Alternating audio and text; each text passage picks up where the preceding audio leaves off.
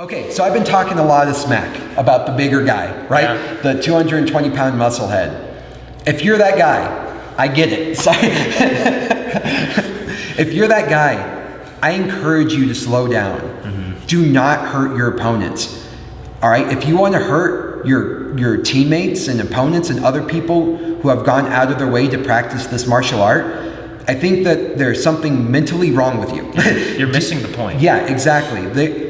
You do not want to be hurting people in this sport. You want to learn how to hurt people, but especially with the people who have all joined this community, this beautiful community and this culture of what Brazilian Jiu Jitsu is, it's very respectful. And we need to be, like you said, the mutual trust, the mutual respect of your opponents and the sport. Do not try to hurt anybody.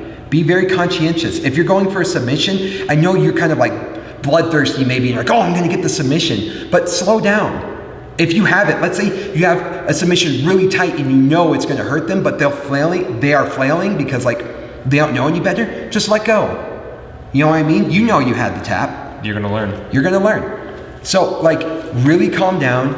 Never have the intent of hurting your teammates. You're only as good as your teammates. Your teammates develop who you are. Mm-hmm. You look at those guys at like Atos, or like the Danaher people or the B Squad, you see they're as good as they are because their teammates are that good. They're rolling with monsters every single day. And if you're going around your gym thinking you're, the big fish in a little pond because you're beating the crap out of, people who are smaller than you, you're completely ruining what jiu-jitsu is. Yeah, and it is a choice, because if you are one of the people who are larger and stronger, you can dial back the strength and focus on technique. Absolutely. Right? I will roll against the smallest guys and gals in our community and just focus on zero strength or speed. How can I just use technique and not get myself choked out? And you'll learn so much more from that. You will learn so much more if you learn how to dial that back and use technique. I know I do. I'm a smaller guy already, but when I go with somebody who's smaller than me, or like I go with a girl, who's about the same size,